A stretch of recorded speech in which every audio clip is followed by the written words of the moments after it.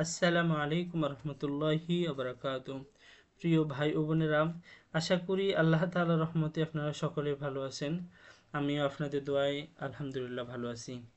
প্রিয় ভাই ও বোনেরা, আজকে সহজে কোরআন শিখার আজকে 14তম পর্বে সকলকে স্বাগতম।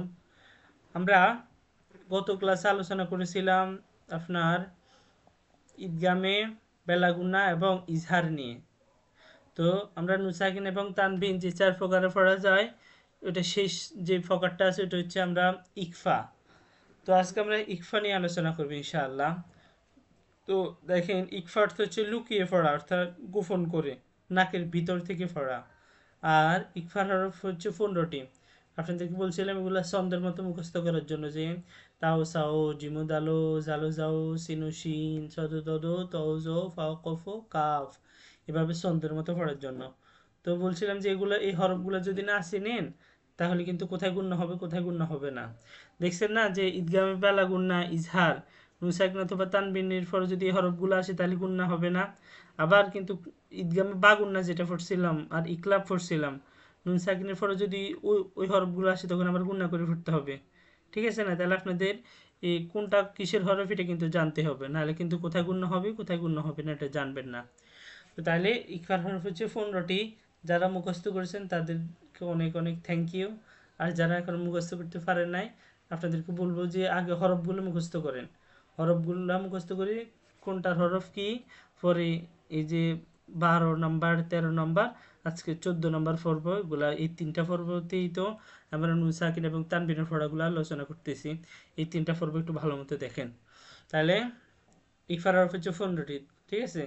তারপরে নুনে সাকিন এবং তানবিন, তানবিনের পরে যদি এই 15টা হরফ থেকে যে কোনো একটা হরফ আসে তখন নাকের ভিতর লুকিয়ে গুণনা করে পড়তে হয়। এটাকে ইকফার গুণনা বলে। কিসের গুণনা? ইকফার গুণনা। অর্থাৎ এই যে দেখেন তা, নুন সাকিন তারপরে তা আসছে, এই যে নুন সাকিন তারপরে তা, এই যে নুন সাকিন তারপর সা। অর্থাৎ নুন সাকিন এবং তানবিনের পরে যদি এই 15টা হরফ থেকে যে কোনো একটাই হরফ আসে তখন আপনাকে গুণনা করে পড়তে হবে। কীভাবে পড়বেন দেখেন, আলিফ নুন জবর আং, তা জবর তা, আং তা। এখানে যদি আপনি বলেন যে আন তা তখন কিন্তু হবে না। ঠিক আছে, এখানে বলতে হবে আং তা। আলিফ ফার জবর আ, মিম নুন জবর মান, আ মাং, তা ফিস তু, আ মাং তুম। আলিফ নুন ফিস উং, সা ফার জবর সা, উং সা। আইন নুন জের ইং, দাল জবর দা, ইং দা, কাপ জবর কা, ইং দা কা। যে নুন সাকিনের পরে দাল হচ্ছে ইকফার হরফ। আলিফ নুন ফিস উং, জাজে জি, উং জি, লাম জবর লাম, উং জি লাম। নুন আলিফ জবর না, রদ জবর রন, না রং। জাল আলিফ জবর জা, না রং জা, তা জবর তা, না রং জা তা। সদ ফা জবর সফ, ফা দুই জবর ফাং, সফ ফাং। সদ ফা জবর সফ, ফা। আমরা আরেকটা পড়া পড়ছিলাম, মনে আছে কিনা জানি না। অক্ফের আগের হরফে যদি আপনার দুই জবর থাকে তখন এক জবর বাদ দিয়ে এক জবর পড়তে হয়। ঠিক আছে।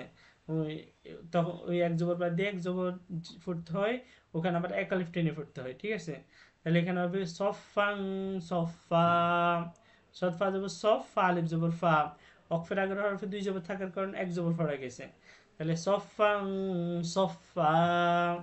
এটা হচ্ছে অক্ফ, মনে রাখবেন এই চিহ্নটার বলে অক্ফ, মানে এখানে আয়টা আসি শেষ হয়ে গেছে। তো শেষ করার সময় তো একটা নিয়ম ফলো করতে হয়, ঠুস করে তার ব্রেক করা যায় না। ঠিক আছে না? ব্রেক করতে হলে আস্তে আস্তে করতে হয়। তো অক্ফ করার সময় কিছুটা নিয়ম ফলো করতে হয়। তো একটা নিয়ম হচ্ছে যে অক্ষর আগের হরফে যদি দুই জবর থাকে তখন ওখানে এক জবর বাদ দিয়ে আর যে এক জবর থাকবে ওটার এক আলিফ টেনে পড়তে হবে। ঠিক আছে। তারপরে দেখেন মিম নুন জের মিং, সিন জিম যে সিজ, মিং সিজ। জিম ইয়া যে লামক ফ জিল, মিং সিজিল, মিং সিজিল। এবার দেখেন অক্ষর, এটা আরেকটা নিয়ম খেয়াল করেন, যদি অক্ষরের আগের হরফে এই যে এখানে অক্ষর আগের হরফটা হচ্ছে লাম, অক্ষরের আগের হরফে গণেন এক জবর, এক জের এক ফেস, দুই জের দুই ফেস, খারাজের উল্টা ফেস, এই 9টা জিনিস থাকে। আবার এই সরি 9টা না 7টা। আবার খেয়াল করেন, দেখেন এক জবর এক জের এক ফেস, দুই জের দুই ফেস, খারাজের উল্টা ফেস, এই 7টা জিনিস যদি থাকে, আমি কিন্তু দুই জবরের কথা বলি নাই, আবার খাড়া জবরের কথা বলি নাই আমি, আর এছাড়া বাকি সবগুলোর কথা বলছি। তো বাকি এই যে 7টা জিনিসের কথা বলছিলাম, যদি অক্ষর আগের হরফে এই 7টা জিনিসে যে কোনো একটা কিছু থাকে, তখন আপনাকে ওই হরফটার উপরে মনে মনে একটা জজম ধরে নিতে হবে। অর্থাৎ অক্ষ করার সময় ওই হরফটা তার আগের হরফের সাথে মিলিয়ে পড়তে হবে। যেমন জিম ইয়াজের লামক ফজিল, এখানে কিন্তু দুই জের আছে, দুই জের থাকা সত্ত্বেও লামটা যাই যে জির সাথে একসাথে হয়ে গেছে, তাহলে এটা হয়ে গেছে জিল। মিং সে জিল, ওই যে আলাম তারা সুরের মধ্যে যে আরেকটা সেটা। তারপর দেখেন আইন নুন জবর আং, ত জবর ত, আং ত, বা জবর কফ অক্ফ বাক, আং ত বাক। তারপর দেখেন ইয়া নুন জবর ইয়াং, ত জে তি, ইয়াং তি, কফ ফেস কু, ইয়াং তি কু, ফাও জবর ফাও, জিম দুই ফেস জুং, ফাও জুং, সিন জবর সাম, ফাও জুং সা, হামজা জবর আ, ফাও জুং সা আ, লাম জবর লাম, ফাও জুং সা আ লা, হামিম ফেস হুম, ফাও জুং সা আ লা হুম, নুন ফাও জবর নাফ, সিন দুই ফেস সুন, নাফ সুং, শিন জবর শাই, নাফসুং শাই, হামজা আলিফ জবর আ, নাফসুং শাই আ। এখানে আ কেন হয়েছে? ওয়াকফের আগের হরফে দুই জবর থাকার কারণে এক জবর পড়ছি। নাফসুং শাই আ। ইয়ান জবর ইয়াং, জফের জু, ইয়াং জু, র অফিস নুনক ফরুন, ইয়াং জুরুন। এই যে এটা কিন্তু 3 আলিফ টান। দেখেন আমরা বলছিলাম যে মদর হরফের সাথে যখন বাম হরফের সাথে অক্ফ হবে তখন ওখানে 3 আলিফ টেনে পড়তে হবে। এই যে এখানে মদর হরফে যে ফেসের বাম পাশে জজমালা ওয়াও, এটা হচ্ছে মদর হরফ, আর ওই মদর হরফটা যাই নুনের সাথে অক্ফ হয়েছে, তাহলে র অফিস নুনক ফরুন, ইয়াং জুরুন। আর এটা হচ্ছে ইকফার গুণ নাই, যে নুন সাকিনের পরে জ আসছে, জটা ইকফার হরফ, তাহলে এখানে গুণ হবে ইয়াং জুরুন। ফা জবর ফা, মিম নুন জবর মাং, ফা মাং, কাফ আলিফ জবর কা, ফা মাং কা, নুন জবর না, ফা মাং কা নাম, মিম জবর মা, লাম জবর লা, মালাম, কাফ দুই ফেস কুন, মালাকুম। এখানে গুণ হবে আপনার তানবিনের পরে ইকফার হরফ কাফ আসছে, মালাকুম, কাফ জবর কাম, রয়েজের মিমক ফরিম, মালাকুম কারিম। এখানে আপনার 3 আলিফ টানে, যে জেলের পরে জজমালা ইয়ে, এটা মধ্য হরফ। পরে দেখেন র জবর র, সিন অফের সু, রসু, লাম দুজের লিং, রসুলিং, কাফ জবর কা, রয়েজের মিমক ফরিম, কারিম, রসুলিং কারিম। গয়েন মিম জবর গম, র জবর র, গম র, তা দুজে তিং, গম র তিং, সিন আলিফ সাম, গম র তিং সাম, হাওয়া ফিস নুন ফহুন, গম র তিং সাহুন। মিম নুন ফেস মুং, ফা কাফ জবর ফাক, মুং ফাক, কাফ এজের কি, মুং ফাক্কি, নুন জবর নাম, মুং ফাক্কি নাম, ফা জবর ফা, সদ বা জবর সব, ফা সব, র দুই ফেস রুং, ফা সব রুং, জিম জবর জাম, মিম ইয়াদের লামক ফ, মিম ইয়াদের লামক ফ মিল, জামিল, ফা সব রুং জামিল।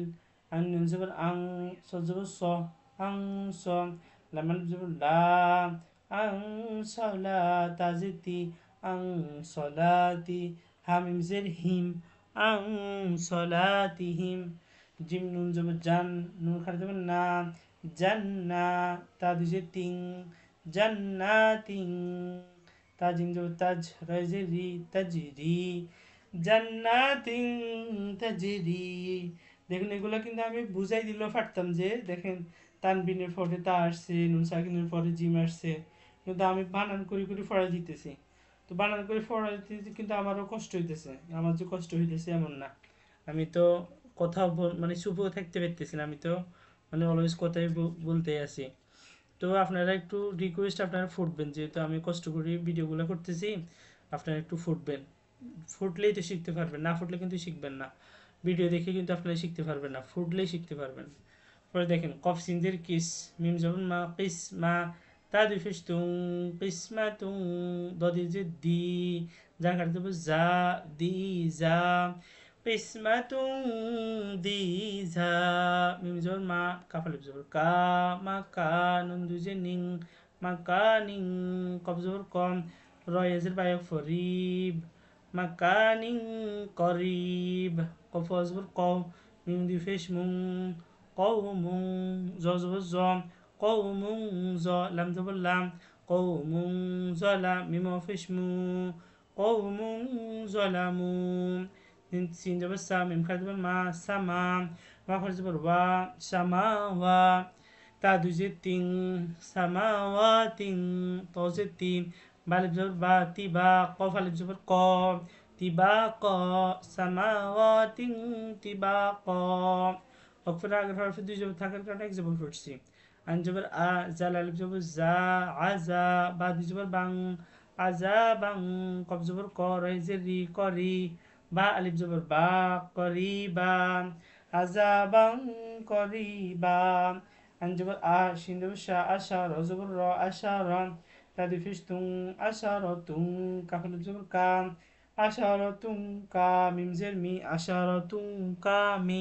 এবার দেখেন এখানে আরেকটা নিয়ম, এটা কিন্তু আমরা আগে আলোচনা করছিলাম এই নিয়মটা।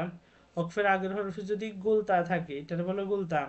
আমরা মদের ওখানে আলোচনা করছিলাম, এক আলিফ মদ যখন আলোচনা করছিলাম ওখানে এটা নিয়ে আলোচনা করছিলাম যে আপনার অক্ষরের আগের হরফে যদি গোলতা থাকে তখন ওই গোলতাটারে অক্ষ করার সময় এটার মনে মনে হা ধরে নিতে হয়, ঠিক আছে।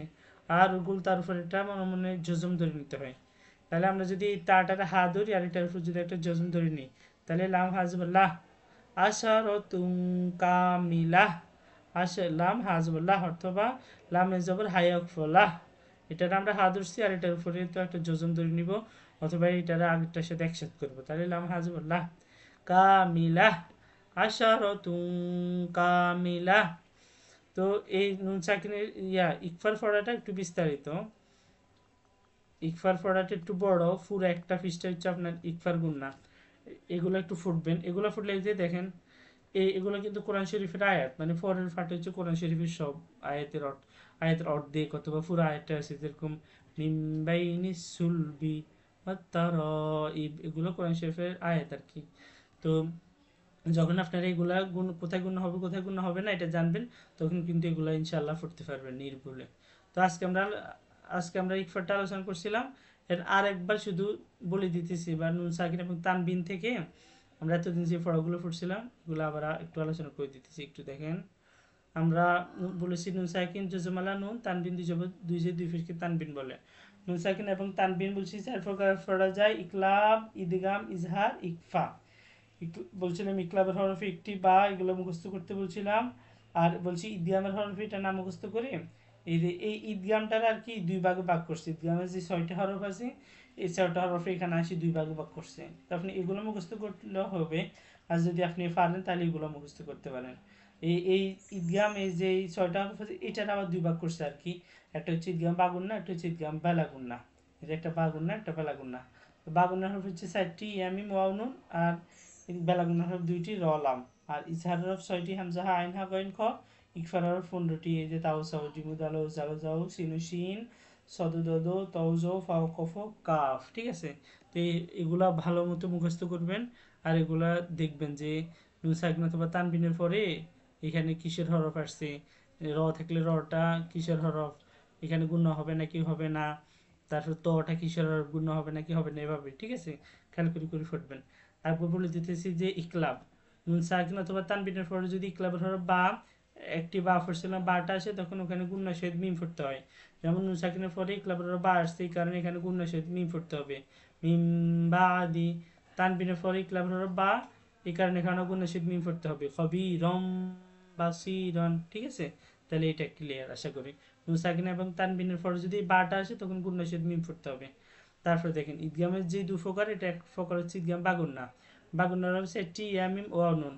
নুন সাকিন অথবা তানবিনের পরে যদি এই 4টি হরফের থেকে যে কোনো একটি হরফ আসে তখন মিলিয়ে গুণনা সহিত পড়তে হবে, অর্থাৎ যেরকম লাম এই যে তানবিনের পরে আপনার ঈদগামে বাগুন্নার হরফ গুণ মিম আসছে তাহলে এখানে গুণনা করে পড়তে হবে, লুম হবে লুম, এই লুম এটা হচ্ছে গুণনা, ঠিক আছে। তারপর এখানে দেখেন তানবিনের পরে ওয়াও, এটা হচ্ছে ঈদগাম বাগুন্না, এখানে গুণনা হবে লাহা বিউ তাব, লাহা বিউ, এই বিউ এটা হচ্ছে গুণনা, ঠিক আছে। তাহলে এটাও খেয়াল করবেন।